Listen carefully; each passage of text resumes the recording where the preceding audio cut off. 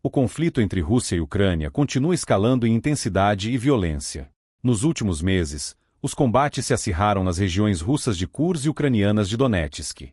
Mas agora a guerra tomou um novo rumo. Com a autorização de aliados ocidentais, a Ucrânia começou a usar mísseis de longo alcance e levar o confronto para dentro do território russo.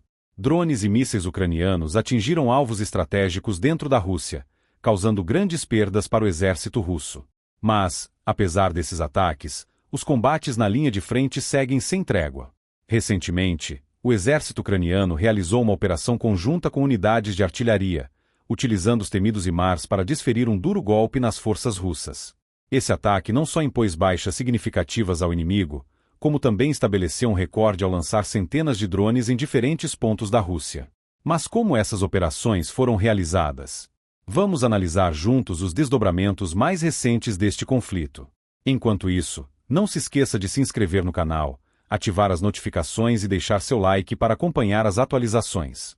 Os soldados do 225º Batalhão de Assalto Independente das Forças Armadas da Ucrânia, em coordenação com outras unidades, realizaram um ataque devastador com munições de fragmentação contra uma posição russa na região de Kursk. O resultado foi uma derrota inusitada para os russos. Nos últimos tempos, esses ataques com munições de fragmentação contra o exército russo têm se tornado cada vez mais frequentes. Segundo o coronel Roman Sebita, especialista militar ucraniano e ex-instrutor de voo, a unidade de artilharia da Ucrânia foi a que obteve maior eficiência no campo de batalha. Recentemente, o 225º Batalhão compartilhou detalhes de uma operação épica em Kursk. O objetivo era claro: criar as condições necessárias para infligir grandes danos ao inimigo e limpar uma área que vinha sendo intensamente atacada pelos russos há dias. A estratégia foi ousada. As forças ucranianas se retiraram de suas posições para atrair centenas de soldados russos para uma emboscada. Assim que os russos estavam no local planejado, foram atingidos em cheio por munições de fragmentação lançadas pelos HIMARS. O uso dessas munições combinadas aos mísseis GMLRS se provou extremamente eficaz. Com explosões aéreas e grande poder destrutivo, essas armas atingiram vastas áreas onde os russos estavam concentrados. O sucesso da operação foi garantido pelo trabalho preciso da inteligência ucraniana, que coordenou os ajustes de fogo e o lançamento dos mísseis com máxima eficiência. Entretanto, apesar da eficácia desse tipo de ataque, a Ucrânia enfrenta um desafio: a quantidade limitada de lançadores HIMARS. O país possui menos de 40 dessas unidades, um número muito inferior à sua necessidade real, que é contada na casa das centenas. Enquanto isso, os russos também seguem com suas próprias estratégias.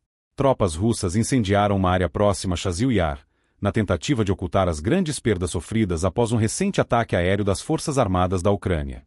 Segundo informações oficiais, cerca de 100 soldados russos morreram na ofensiva. Esse incêndio foi provocado pelos próprios russos, aparentemente para impedir a recuperação dos corpos e esconder a magnitude da derrota. De acordo com Dmitry Zaporozhets, porta-voz do Grupo Operacional Tático de Luz, o exército ucraniano monitorou movimentações russas na área do canal Siversky Donets. Aproveitando-se de uma forte neblina e baixa visibilidade, os russos tentaram avançar pelo sistema de esgoto em direção a Kaliniva, próximo a Chasiv Yar. Por 4 dias, mais de 100 soldados russos tentaram se esconder nos túneis, mas acabaram sendo localizados e alvos de um ataque aéreo fulminante. Após esse bombardeio, as forças russas incendiaram o local, possivelmente para ocultar ainda mais suas perdas e impedir medidas de evacuação. Esse episódio mostra o alto custo da guerra e a intensidade dos combates que continuam sem sinais de cessar. Além dos combates diretos, ataques estratégicos a infraestruturas russas também vêm se tornando frequentes. No último fim de semana, uma locomotiva usada para transportar suprimentos militares ao exército russo foi incendiada na cidade de São Petersburgo. De acordo com a inteligência ucraniana, a locomotiva modelo 3M62U foi destruída na estação ferroviária de Rushi, impossibilitando sua recuperação. Essa locomotiva era responsável por levar armas, munições e veículos militares às tropas russas. O Ministério da Defesa da Rússia também relatou um grande ataque com drones por parte da Ucrânia, atingindo 13 regiões do país. Ao todo, foram interceptados e destruídos 121 drones ucranianos, mas não sem consequências. Explosões foram registradas próximas a infraestruturas críticas, incluindo um depósito de petróleo em Ryazan e a base militar de Diaghilevo, na região de Bryansk. Outros ataques atingiram um prédio da Direção de Investigação da Federação Russa, uma fábrica de microeletrônicos militares e até o Instituto de Gestão e Administração de Empresas de Briansk. Embora não tenham sido relatadas vítimas, os ataques causaram grandes interrupções em diversas áreas. Esse novo cenário mostra uma mudança significativa na guerra. A Ucrânia está ampliando seu uso de drones para atingir pontos estratégicos dentro do território russo, longe das linhas de frente. Esse tipo de operação não apenas desafia as defesas aéreas da Rússia, mas também expõe fragilidades críticas na segurança do país. No entanto, essa escalada pode gerar retaliações e intensificar ainda mais o conflito. Os números revelam a dimensão desse ataque massivo com drones. Foram 37 drones direcionados a Briansk, 20 a Ryazan, 17 a Kursk, 17 a Saratov, 7 a Rostov, 6 a Moscou, 6 a Belgorod, 3 a Voronezh, e outros foram reportados em Tula, Oriol, Lipetsk, além da Crimeia. 2 drones também foram capturados na região de Leningrado. Entre as regiões mais atingidas, Ryazan sofreu impactos severos, com explosões na usina termoelétrica de Novo Ryazan e na refinaria de petróleo da cidade, pertencente à Rosneft. O governador de Ryazan, Pavel Malkov, confirmou os ataques, mas minimizou os danos, mencionando apenas um incêndio em uma residência sem vítimas registradas. Moscou também foi alvo, com drones sendo interceptados em diversas áreas, incluindo Shishoukovo, Kolomna, Ramenskoye, Podolsk e Troitsky. Ataques simultâneos ocorreram em Saratov e em Geuze durante a madrugada, resultando em explosões próximas a depósitos de combustível. O governador de Saratov, Roman Buzargin, afirmou que todos os drones foram neutralizados sem causar vítimas. Já em Kursk, destroços de drones danificaram 4 casas e derrubaram linhas elétricas, deixando várias ruas sem energia. O prefeito de Kursk, Igor Kutsak, compartilhou imagens dos estragos e garantiu que as equipes de reparo já estavam trabalhando para restaurar a infraestrutura. O impacto desses ataques aéreos também se refletiu no fechamento temporário de aeroportos em diversas regiões, provocando atrasos e complicações operacionais. O governador da região de Leningrado, Alexander Drozdenko, confirmou a derrubada de 2 drones no território, enquanto o prefeito de Moscou, Sergei Sobyanin, declarou que os escombros dos drones interceptados não causaram danos ou ferimentos. Esses eventos evidenciam uma falha persistente nas defesas aéreas russas diante dos drones ucranianos. O uso estratégico dessas aeronaves não tripuladas deve continuar desempenhando um papel essencial nas operações da Ucrânia, trazendo novas complexidades para o conflito e desafiando a capacidade de resposta da Rússia.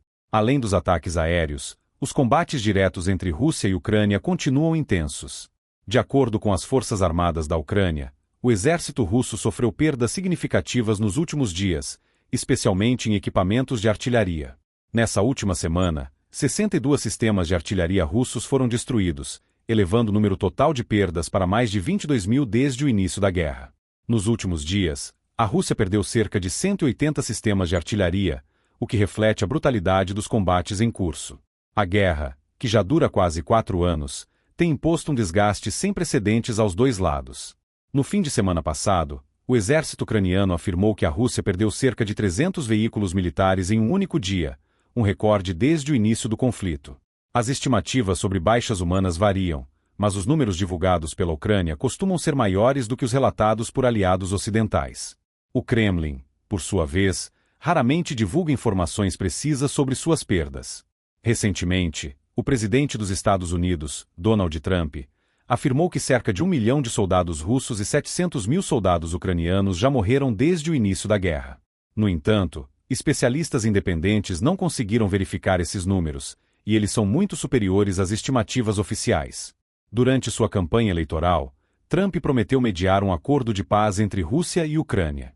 Em um discurso recente, ele classificou como ridículo o fato de a guerra ainda estar acontecendo e pediu ao presidente russo, Vladimir Putin, que encerrasse o conflito para evitar mais perdas humanas.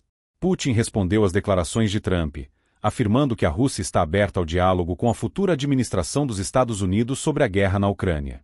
No entanto, ele ressaltou que qualquer negociação precisa garantir uma paz duradoura e não apenas um cessar-fogo temporário para permitir que os exércitos se reagrupem e retomem o conflito. Enquanto líderes discutem possíveis soluções diplomáticas, a realidade no campo de batalha continua brutal. A guerra de atrito entre Rússia e Ucrânia já resultou em baixas comparáveis às de grandes conflitos do século passado. Tropas russas seguem avançando repetidamente em terrenos minados e sob forte fogo de artilharia ucraniana. Ao mesmo tempo, as forças ucranianas enfrentam ataques constantes de drones, projéteis e bombas guiadas russas. A escala exata das perdas de cada lado é um segredo de Estado. O governo ucraniano, em particular, tem sido extremamente reservado sobre seus números de baixas, dificultando análises precisas. O monitoramento independente indica que a Ucrânia perdeu aproximadamente metade do total de baixas irrecuperáveis da Rússia, um número que inclui mortos e feridos permanentemente incapacitados para o combate. Apesar disso, as forças russas continuam avançando, aproveitando sua superioridade numérica e capacidade de recrutamento. O analista militar Franz Stefan Gade, baseado em Viena, afirmou que a maior população da Rússia e seu sistema de recrutamento mais eficiente permitem que o país substitua rapidamente suas perdas e mantenha o avanço no campo de batalha. Os números de baixas disponíveis ao público vêm de fontes independentes, que monitoram obituários, medalhas póstumas, anúncios de funerais e outras informações divulgadas online. Segundo esses dados, cerca de 62 mil soldados ucranianos foram confirmados mortos desde o início da invasão. No entanto, pesquisadores independentes acreditam que o número real pode ser muito maior. Por outro lado, fontes russas indicam que as forças do Kremlin sofreram mais de 150 mil baixas até novembro do ano passado. Projetos independentes liderados por voluntários russos analisam postagens em redes sociais e bancos de dados militares para estimar o número de mortos. No entanto, esses grupos frequentemente enfrentam censura e restrições, o que dificulta um levantamento preciso. O governo ucraniano acusou alguns desses grupos de espalhar desinformação, enquanto a imprensa russa independente e organizações como o Livro da Memória verificaram uma parte dos dados e concluíram que eles são, em sua maioria, precisos. Em um raro caso de discordância pública, o jornalista ucraniano Yuri Butuzov, especialista em assuntos militares, contestou os números oficiais de Kiev. Segundo ele, fontes dentro do Estado-Maior ucraniano relataram que o país já perdeu de forma irrecuperável cerca de 105 mil soldados, sendo 70 mil mortos e 35 mil desaparecidos. Esse número é bem superior às 43 mil mortes que o presidente ucraniano Volodymyr Zelensky mencionou até dezembro do ano passado. Além disso, Butuzov destacou que essa estatística não inclui baixas de unidades que não estão diretamente sob comando das Forças Armadas ucranianas, como a Guarda Nacional, o que pode significar que as perdas totais sejam ainda maiores. As estimativas feitas por agências de inteligência ocidentais também são mais altas do que as divulgadas pelo governo de Kiev. Em agosto de 2023, autoridades dos Estados Unidos estimaram que 70 mil soldados ucranianos haviam morrido até aquele momento. Desde então, alguns dos combates mais sangrentos da guerra aconteceram, tornando os números atuais ainda mais alarmantes. Mas além das baixas fatais, um fator que complica a análise do impacto da guerra são os desaparecidos. De acordo com o Ministério do Interior da Ucrânia, cerca de 59 mil ucranianos foram registrados como desaparecidos até dezembro, a maioria deles soldados. Entre os desaparecidos, estima-se que cerca de 35 mil sejam membros das Forças Armadas da Ucrânia.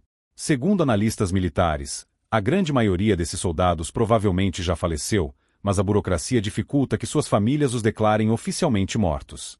Na Ucrânia, sem um corpo ou provas concretas, parentes enfrentam dificuldades legais para resolver questões como heranças e pensões. Para muitos, a incerteza se torna um fardo emocional ainda maior do que a própria perda.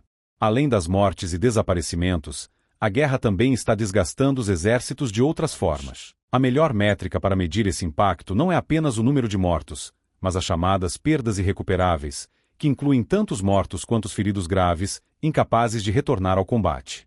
Com base nessas estimativas e na atual situação do conflito, especialistas concluem que a Rússia tem perdido aproximadamente 2 soldados para cada combatente ucraniano que sofre o mesmo destino. Contudo, essa taxa de baixas não foi suficiente para compensar a vantagem numérica da Rússia. Atualmente, há mais de 400 mil soldados russos no fronte, contra cerca de 250 mil ucranianos. O governo de Vladimir Putin realizou seu primeiro recrutamento em massa desde a Segunda Guerra Mundial. Além disso, criminosos condenados e devedores estão sendo incentivados a se alistar em troca de benefícios. A Ucrânia, por outro lado, conseguiu atingir taxas semelhantes apenas por curtos períodos. Recentemente, o país passou a recrutar prisioneiros para o combate, mas o número de soldados obtidos dessa forma é muito menor do que o contingente recrutado nas prisões russas. Além disso, a Coreia do Norte enviou cerca de 11 mil soldados para apoiar as forças russas na região de Kursk, no sul da Rússia, um território que a Ucrânia havia tomado no verão passado. A crescente dificuldade da Ucrânia em recrutar novos soldados gerou um grande desafio para o presidente Volodymyr Zelensky. O governo tem evitado implementar medidas impopulares, como mudanças na legislação do alistamento militar, temendo reações negativas da população. Diante desse cenário, muitos se perguntam como a guerra pode evoluir nos próximos meses. A Ucrânia aposta em ataques estratégicos e no uso intensivo de drones para enfraquecer a Rússia, enquanto Moscou continua expandindo suas forças e explorando suas vantagens numéricas. O conflito segue sem sinais claros de resolução. A cada novo ataque e avanço no campo de batalha, o equilíbrio de forças se altera, tornando incerto o futuro dessa guerra que já dura anos. E você, o que acha dessa situação? Deixe sua opinião nos comentários. Não se esqueça de se inscrever no canal, ativar as notificações e deixar seu like para acompanhar todas as atualizações. Obrigado por assistir.